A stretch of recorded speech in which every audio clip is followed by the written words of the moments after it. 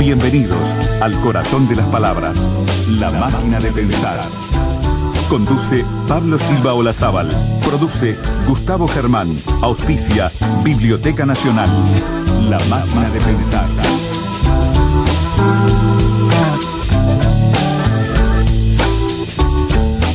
Amigos, ¿cómo andan? Espero que anden bien, espero que estén contentos, ya no hace tanto frío, por lo menos ahora acá en la Ciudad Vieja. Arrancamos a las 19:03, La Máquina de Pensar. Tenemos a Gonzalo Gervás ahí en controles de emisión, ahí piloteando la máquina, a Gustavo Germán en la puesta a punto, y en una semana que ya les dije viene surtida. Ya estuvimos hablando de una novela, de la novela que ganó el premio Lolita Rubial Banda Oriental, de narradores Banda Oriental, se llamaba La Entrada al Paraíso, de Martín Lassalle, y hoy vamos a hablar de otra novela. Seguimos con novelas, que yo creo que incluso esta novela hasta podría llamarse así, La Entrada al Paraíso. Se trata de Asalto al Jardín de las Delicias, de Domingo Trujillo. ¿Cómo andás, Domingo? ¿Estás bien? Muy bien, buenas noches. Bueno, muchas gracias por haberme invitado y permitirme estar en contacto con tus oyentes. Domingo Trujillo es un escritor que empezó a publicar en el 2001, y yo te decía que empezaste con un libro de poesía y que has publicado casi un libro por año, ¿no? Carlitos nunca estuvo en internet y otros relatos, eso son cuentos, ¿no? En el 2002, Una historia pendular en el 2003, Guyunusa en el 2004, que te ganaste el primer premio del MEC, ¿no? Los premios anuales del MEC en narrativa, en inéditos, Operación Caronte 2005, El Reino de Candanga 2005 también, Un pueblo llamado Víboras, que también tuvo su momento en el 2007, La Casa de la Estrella en el 2008, El año que creímos ser franceses en el 2009, Vuelta obligado en el 2010, Amanecer sin Lili Marlene en el 2013, que tuvo una mención en el concurso de Neti, La última ballena en el 2014, y bueno, y Asalto al Jardín de las Delicias en el 2015, ¿no? Qué producción, ¿no? Bueno, he podido trabajar. No es solo poder trabajar, digamos, dedicarte, vos estás también en el mundo del libro, sino conseguir la aceptación de los editores, ¿no? Para invertir en editar, ¿no? O sea, porque uno puede a veces producir, pero puede encontrarse con, ¿no? Hay que ganárselo. Hay que ganárselo, exactamente, y cada libro como va dejando, ¿cierto? ¿No? Deja plus. Va así y va perfilando, digamos, y va haciendo un perfil también, ¿no? Sí, es cierto. En tu caso siempre estuviste entre ediciones Fin de Siglo, ediciones de La Plaza, bueno, en Yaugurú, Amanecer sin Lili Marlene, y este libro Asalto al Jardín de las Delicias es de ediciones de La Plaza. De La Plaza, sí. Y hacía mucho que escribías de cuando te largaste a publicar, ¿o no? Había hecho algunas cosas, incluso quizá este año, y si no el que viene, se pueda editar un trabajo fuera de esta nómina que vos, el paso que hacías, que es un trabajo que escribí en el 72. En el 72. Como sacar del cajón de los recuerdos. Sí. Pero ¿cómo es la impresión? Porque obviamente vos a eso también le metes mano, obviamente. Sí, a ese tratado de meterle poca mano porque interesaba el original por su momento y porque además es una obra en la que también participan otras personas. Yo hago una recuperación de testimonios. Es testimonial, digamos. Tiene testimonio. Pero tiene que ver con la cárcel o algo así. Tiene que ver con la cárcel. Bueno, pero no adelantemos porque ese libro todavía no está. Asalto al Jardín de las Delicias. La primera pregunta que te haría, Domingo Trujillo, es ¿desde cuándo estás obsesionado con este cuadro que se llama tríptico, El Jardín de las Delicias? Un tríptico extraordinario de El Bosco, ¿no? De Jerónimos Bosco. Bosch se llama, ¿no? Hay distintos nombres para decir, pero bueno, El Bosco en español. El Bosco en español, pero es Bosch. Es un libro, digamos, es un tríptico que está en el Museo del Prado aparte, ¿no? Porque los españoles en ese momento estaban en Flandes y se traían mucha pintura de ahí. Tenía el emperador, que Carlos V era de Flandes, pero sí, la monarquía española fue gran admiradora de la obra de Bosch, empezando por Carlos V, que no era español, pero bueno, porque Sí, sí. No, y aparte creo que también estaba, yo ahora no sé exactamente el dato, pero estaba Velázquez que los asesoraba, y por eso toda la pintura flamenca, Velázquez fue ellos compran. y dice, compren. Era parte del grupo de asesores. Por eso el Museo del Prado tiene una pintura flamenca impresionante. Lo que Felipe II es otro gran admirador, y son los que compran. Hay notas incluso históricas, ¿no?, de las compras a los cuadros, porque Bosch, Jerónimo Bosch, pintaba en Holanda, en la provincia de Noord-Brabant, Brabant del Norte. Nunca salió de su pueblo, a no ser a otro pueblito cercano, que es Oirschot, que era donde vivía su novia, la que luego fue su mujer. Estamos hablando de 1450. Ojo al gol, digamos, se van a cumplir ahora los 500 años. Los 500 de la muerte, años, sí. Por eso España y Holanda están muy alborotadas con este asunto, y el Prado especialmente está a full con las 7 obras más importantes que tiene. Pero llama la atención, curiosamente, que siendo una obra de hace 500 años, plena Edad Media, un dato para ubicarnos: América no había sido descubierta. Entonces la vigencia de esa pintura trasciende el tiempo, y tan curioso que, bueno, es admirada por pueblos de distintas religiones y culturas, como en el Oriente, los japoneses, los chinos, haciendo cola y sacándole fotos en el museo, sino además, y llama la atención, los jóvenes, el gusto y la admiración con que los jóvenes van y se quedan en la sala y se sientan en el piso, en su estilo, de distintos lugares. Entonces, tiene algo, ¿no? Tiene algo mágico. Es una obra que evidentemente tiene magia. Es una obra que aparte no se entiende muy bien qué es, todavía es un poco hermética, influyó mucho en los surrealistas, ¿no? Sin duda. Tiene eso de la pintura flamenca, que es un proto surrealista. Sí, ¿no? Claro, se adelantó 500 años al surrealismo. Y también está el tema de las miniaturas, ¿no? O sea, que eso le viene de la Edad Media, eso es típico de la ilustración de letras de los libros de la Edad Media, trabajo de escribas, y bueno, lo demoníaco, los horrores. Una de las virtudes que se dice de Jerónimo Bosch, del Bosco, es haber sacado a luz los horrores y los terrores de las personas, para que, haciéndolo, comunicándolo, cada uno tuviera menos miedo de sus propios fantasmas y de sus propios horrores. Mirá. Sí, hay una serie de todos esos animales fantásticos, o de hombres y mujeres en actitudes fantásticas. Sí. Aparte, por un lado son como pinturas en miniaturas, ¿no? Escenas en miniaturas, pero de lejos también significan otra cosa, ¿no? Hay 2 orejas de repente y hay un cuchillo, pero de lejos es un falo que tiene, ¿no? Los genitales, digamos. Hay toda una serie, y uno escucha a los expertos, y cada uno da su interpretación distinta, ¿no? No se sabe exactamente. Incluso hasta su propia vida da para eso, porque no se sabe bien la fecha en que nació, aunque se estima que fue entre 1450 y 1456. Eso fundamentalmente investigando la madurez de su obra. Sí. No porque haya ningún dato especial, sino, bueno, los estudiosos de la pintura dicen, esta persona, para haber pintado así, haber cambiado así la pincelada del trazo, tiene que haber pasado tanto tiempo. Eso, por un lado, se sabe con exactitud la fecha de su muerte, pero el 9 de agosto de 1516, pero no se sabe dónde está. Y vi incluso que estaba en discusión si el Jardín de las Delicias era una obra primeriza o era al final, aparentemente eso, digamos. Digo, ¿por qué y vos lo vinculás en esta novela, Salto al Jardín de las Delicias? Hay como 3 ejes, digamos, que serían Uruguay, Madrid, donde está el Jardín de las Delicias, obviamente, que quieren robar, y Holanda. ¿no? Holanda. Buenos Aires también. Aires también. Porque... Y Holanda tiene que ver también con 2 cosas. Por un lado, porque es la cuna del Bosco, ¿no? Correcto. Pero por otro lado también es la cuna del capitalismo. Muy bien.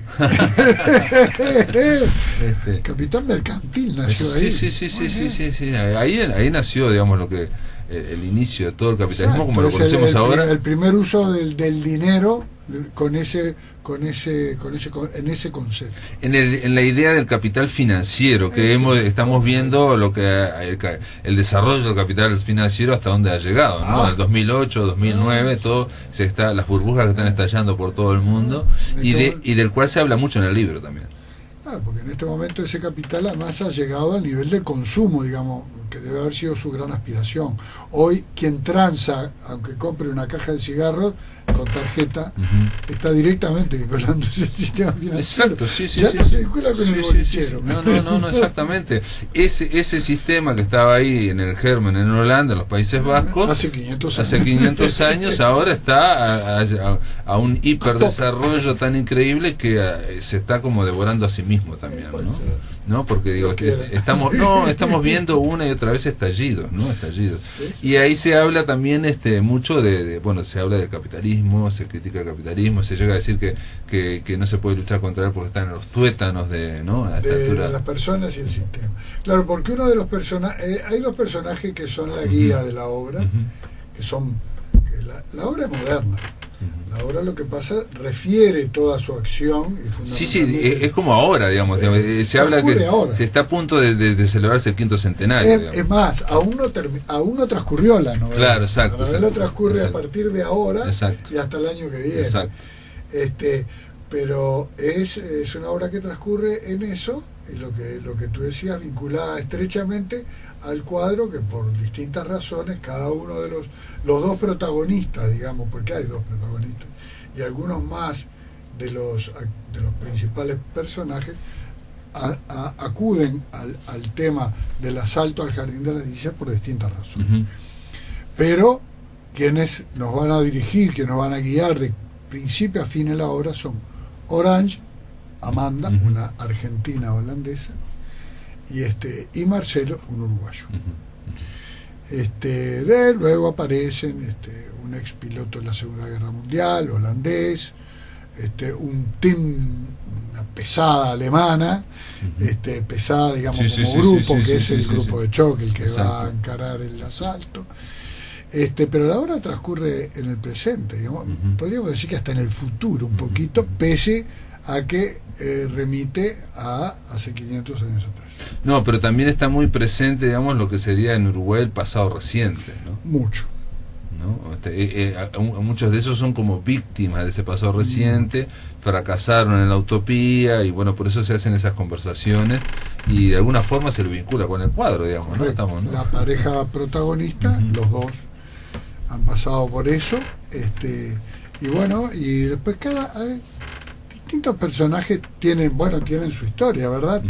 Todos vienen con su historia, y son distintas historias, distintos momentos, y ahí quizá esté la gracia de la obra. Los lectores lo dirán. Es una obra que tiene muchísimos diálogos, es muy dialogada, también es una obra de muchas páginas, tiene como 400 páginas, casi 400 páginas, y la pregunta inicial que te dice Domingo Trujillo, ¿cuándo te empezaste a obsesionar por el Jardín de las Delicias? Me gustó de siempre. Los primeros apuntes sobre lo que iba rumbo a hacer esta novela lo anduve revisando, porque justamente terminada, ordené las carpetas que tengo apuntes del 9, del 2009, pero más fuerte el 2011. Y ahí empecé a trabajar. Coinciden algunas cosas. El cuadro me gustó de siempre. Hace 3-4 años pude verlo, mi compañera me invitó al Museo del Prado y pude verlo por primera vez, el original. Y dio la casualidad... Que impresiona cuando uno va a verlo, impresiona porque digo, a veces pasa que uno va a ver, la Gioconda y dice, pero es más chico, no lo pensaba, no sé cuánto, o no impresiona de repente, es un poquito tuerto. Exacto, pero acá el Bosco es un cuadro muy grande, es un tríptico que realmente se roba la sala, digamos. Y luego, la otra cosa mágica que me sucedió, yo tengo 2 hijas en Holanda, Carolina y América, que se fueron en la época del exilio, y bueno, y luego vinimos y luego volvieron. Porque vos estuviste en Holanda, estuve en Holanda también. Pero ellas son nacidas acá, eran muy chiquitas cuando se fueron para Holanda. Y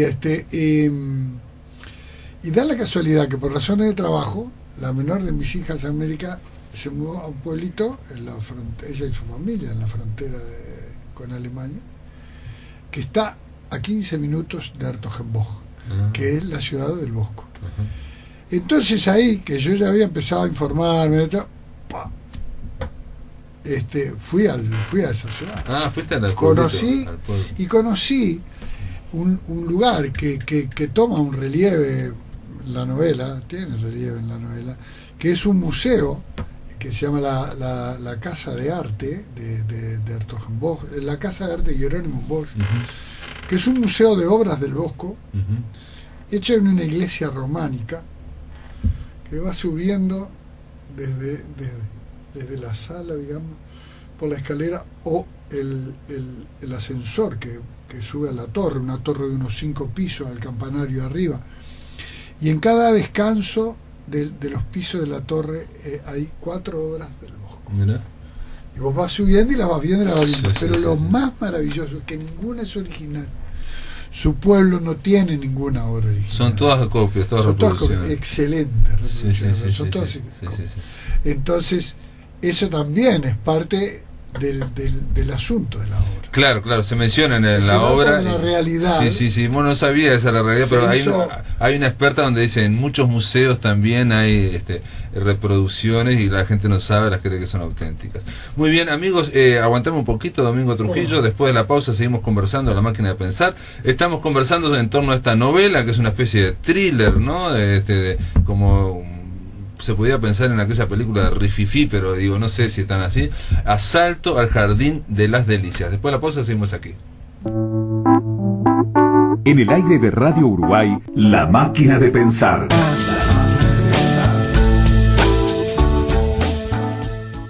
Estamos conversando aquí, amigos, con el escritor Domingo Trujillo sobre su última novela, la novela Asalto al Jardín de las Delicias, editada por Ediciones de la Plaza. Y yo decía, un poco en broma, pero te decía al comienzo del programa que el libro de ayer, que se llamaba La Entrada al Paraíso, también le cabía esto, ¿no? Asalto al Jardín de las Delicias tiene que ver no solo con el cuadro, sino con el tema de la utopía también, ¿no? De asaltar el paraíso, asaltar los cielos. Hay un doble juego, o sea, viste, la obra tiene eso, ¿no? Es el robo del cuadro, pero además es otros asaltos.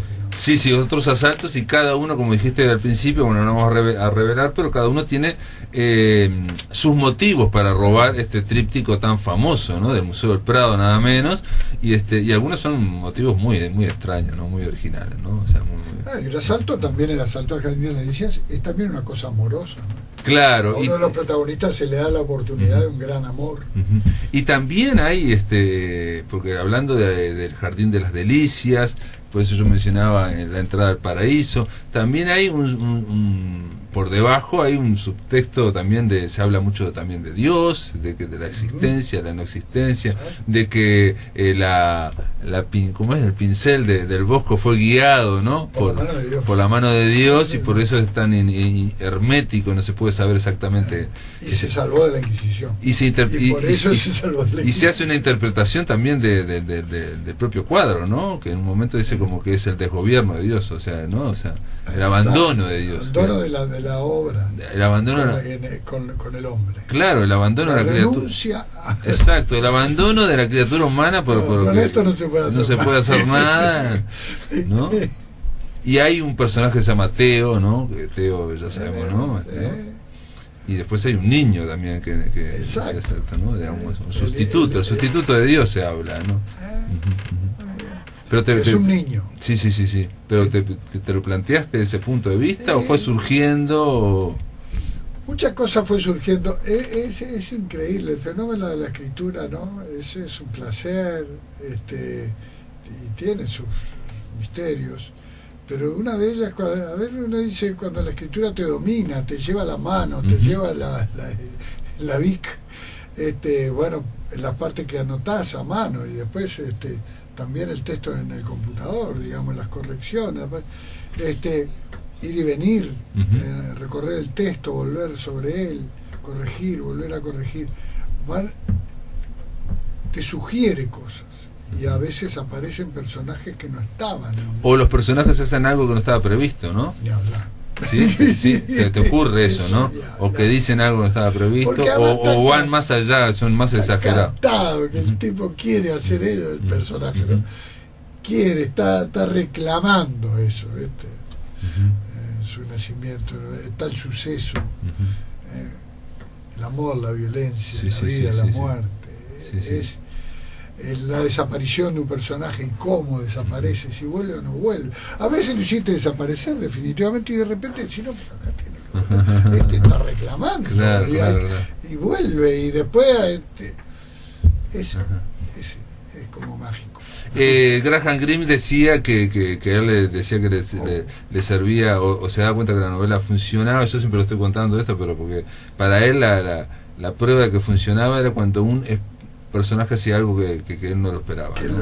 Que lo sorprendía o no lo esperaba, digamos, o había una conexión de uno con otro que no esperaba. Entonces ahí eso quiere decir que está funcionando, ¿no? Porque va más allá, digamos, de la planificación racional, ¿no?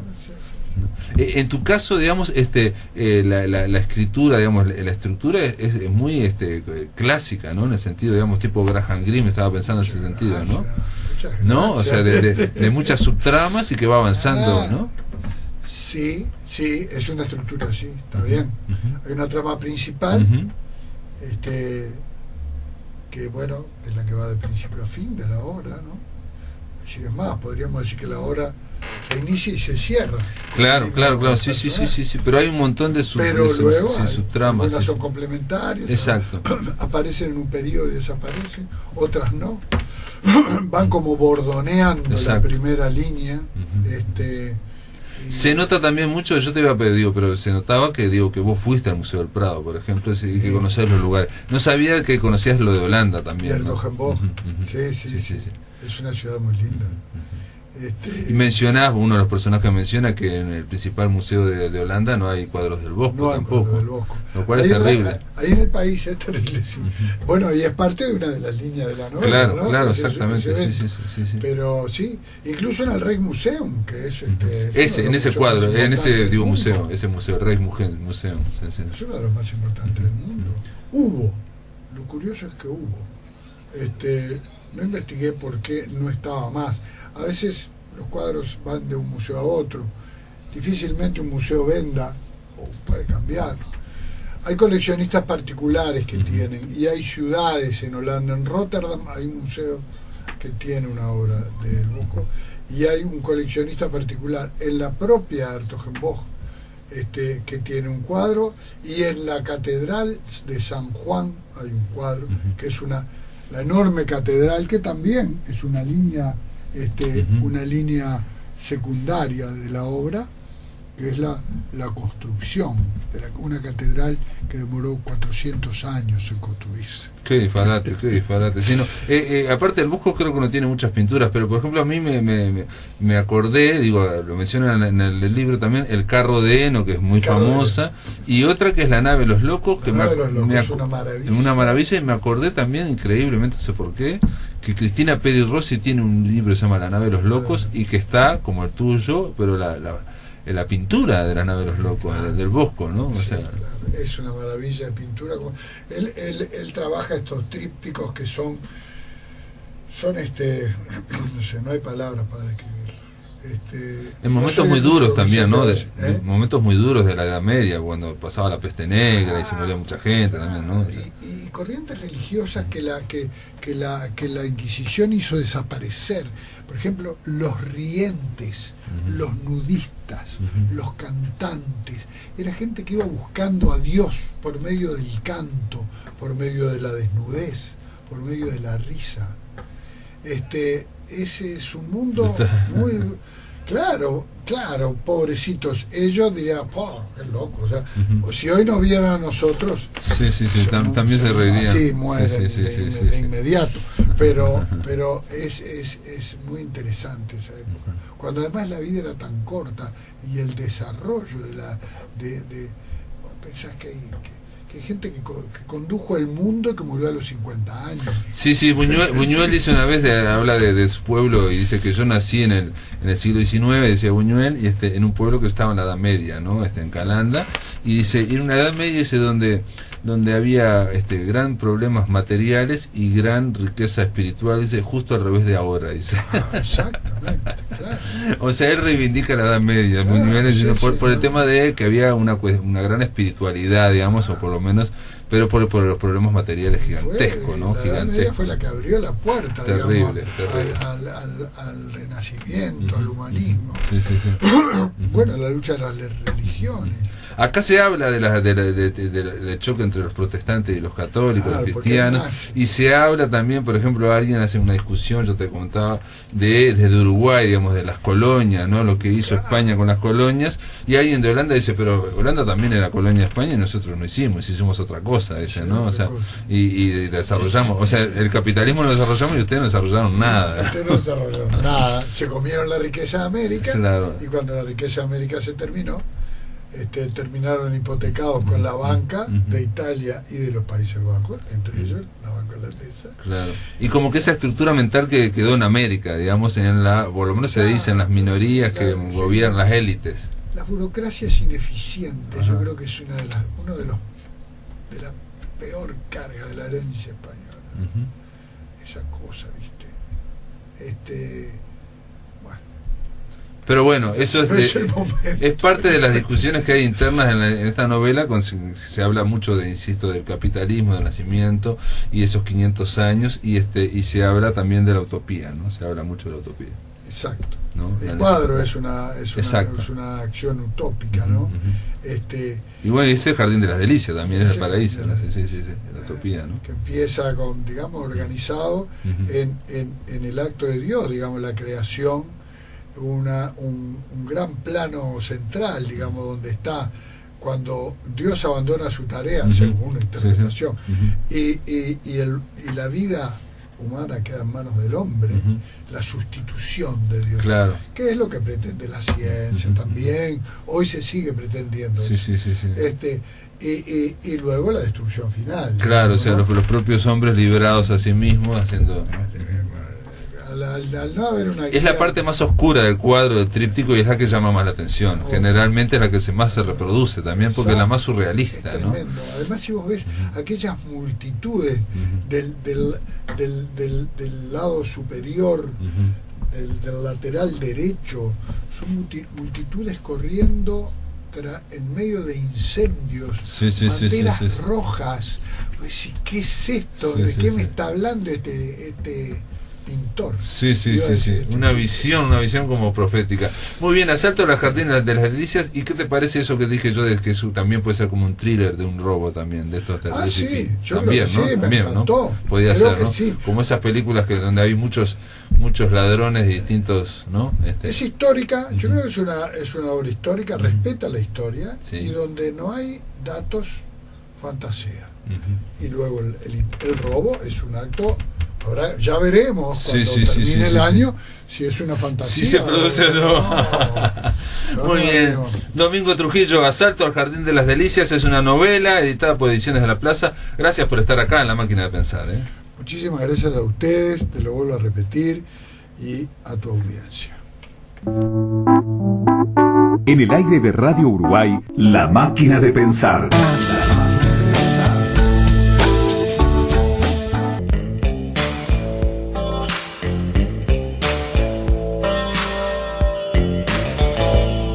El taller de La Máquina de Pensar es un taller literario. Visibilidad, imaginación, idea y forma, el adjetivo y la metáfora, el humor, la crítica y la corrección o la invención de una novela son solo algunos de los temas que comparte con nosotros Liliana Villanueva. Muy bien, vamos a darle la bienvenida a Liliana Villanueva, que esta vez no está en Buenos Aires. ¿Dónde estás, Liliana? ¿Cómo andás? En Santa Fe. En Santa Fe. ¿Qué estás haciendo en Santa Fe? Estamos con Selva Almada y con Cristiana Alarcón en algo que aquí llaman el Argentino de Literatura, que es una una reunión con diferentes temas que organiza la Universidad Nacional del Litoral, y la verdad que está muy bien hecho, es muy profesional. Hoy había mucha gente, estudiantes, profesores de literatura. ¿Y qué hacen, digamos? ¿Hacen charlas, mesas redondas? Se hacen mesas, no son tan redondas, son mesas de 3 personas, se elige un tema. El tema de hoy era la crónica. Por eso eligieron, bueno, a una escritora, a un cronista, a un periodista de crónica. Cristian Alarcón es el director de la revista Anfibia, y bueno, yo ahí hablé de crónica de viaje. Pero Selva Almada no es novelista, ¿no? Es novelista, pero escribió un libro sobre chicas muertas, se llama, que hizo un trabajo de crónica, porque fue una investigación periodística. Perfecto. Y ahora está trabajando en eso también, me contó. Está en el mismo hotel y me contó que está haciendo también un trabajo de crónica, investigando otro tema, la filmación de la novela Sama. Sí, está trabajando en eso. La de Dalmaceto, Antonio Dalmaceto, sí. Pero ya se hizo la película, ¿no? ¿Se está haciendo? No, ella está investigando ver una película que se hizo, una que no llegó a hacer. Perfecto. Muy bien, y Liliana, para ahora habías dicho que ibas a hablar algo ¿de qué ibas a hablar? ¿De 3 mujeres? Sí, en realidad no tanto de las mujeres, sino me había quedado un poquito colgado de la última vez, que cuando estuve en Montevideo, que después, bueno, me fui por las ramas, nos fuimos por las ramas, que yo tenía un texto preparado, una idea preparada para charlar, que tiene que ver con la realidad y la ficción, y yo le había puesto el título o el subtítulo La vanidad, lo autobiográfico y la invención. Y esto tenía que ver por algo que leí, que bueno, se dice que toda obra es de una u otra manera autobiográfica. Te digo, hoy hablamos de lo mismo, ¿no? Y la gente preguntaba lo mismo, cuánto de ficción hay en la crónica, cómo trabajar la realidad, etcétera. Ese es un poco el material base, ¿no?, del que escribe. Se dice que no hay escritura sin subjetividad, que la propia vida logra colarse hasta en la más disparatada ficción. Y yo leí una entrevista que le hicieron a Alice Munro, a la canadiense, que en realidad de soltera se llamaba Alice Laidlaw, ¿no? Munro era el nombre del primero o segundo marido, no sé, que es dueño de una librería muy grande. Sí. Y cuando ella le preguntaron si sus cuentos eran autobiográficos, ella dijo que sí, que en parte sí, y que ella había sido, de toda su familia, de todas las generaciones que se fueron a Canadá y que bueno, se desarrollaron en Canadá, ella fue la única que se atrevió a inventar. Y Munro contaba que a pesar de que sus antepasados eran campesinos, tenían cierta cultura literaria. Ellos iban anotando lo que veían y llevaban diarios de viajes. Y además, y después aclaró, jamás hicieron ficción. Porque para ellos, escribir sobre lo que uno pensaba era visto como una forma de vanidad, e inventar era algo impensado, era paralelo a la mentira, digamos, ¿no? Para esta gente puritana, cualquier cosa que llamara la atención hacia uno mismo era considerado un pecado terrible. Esto es lo que dice ella, ¿no? Interesante es ver, ella escribió sobre todo cuentos para nosotros largos, pero en realidad son cuentos medianos para... Sí, son como, digamos, siempre está como casi una novela corta, pero son cuentos largos, digamos, ¿no? Son cuentos, para nosotros son largos, pero ella cuenta que los cuentos tienen el largo de las siestas de sus hijos, porque ella únicamente en las siestas podía escribir. Y es interesante también cómo hasta en el formato se mete la realidad, ¿no? Bueno, te lo tienen que contar para saberlo, ¿no? Claro. Piensa que es una decisión de género, o de largo, o de la historia. Y después, perdón, una vez le preguntaron, pasamos una entrevista inédita a Borges, y porque se cumplieron a 30 años, y a él le preguntan por qué nunca escribió una novela, le preguntó este profesor, y Borges dijo una frase que yo nunca se había escuchado, que era, y porque yo no soy lector de novelas, yo leo más cuentos. Abandono las novelas, dice. Claro. Entonces también hasta eso también puede influir. Eso también, sí, seguramente. Las lecturas de quienes escriben, ¿no? Exacto, sí.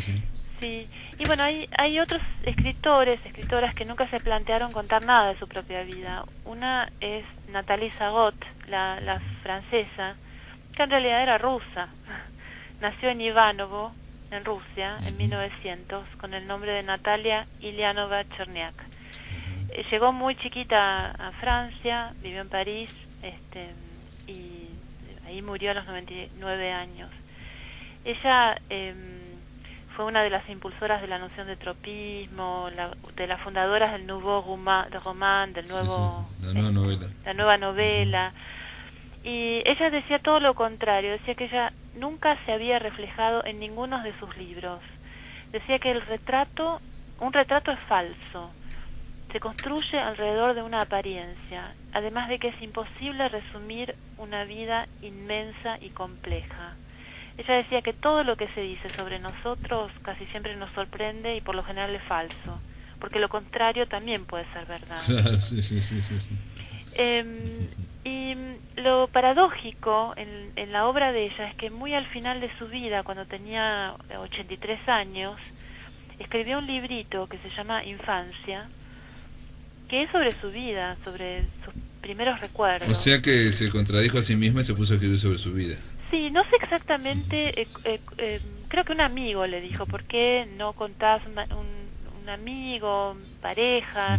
Está explicado al principio del libro, y además ella lo cuenta en el mismo libro, porque no es desde la ficción directamente. Ella dice, bueno, vos me habla a una segunda persona, vos me pedís que te hable de la infancia, ¿qué te puedo decir de mi infancia? En eso no se contradice, porque es esa forma en la que escribía, ¿no?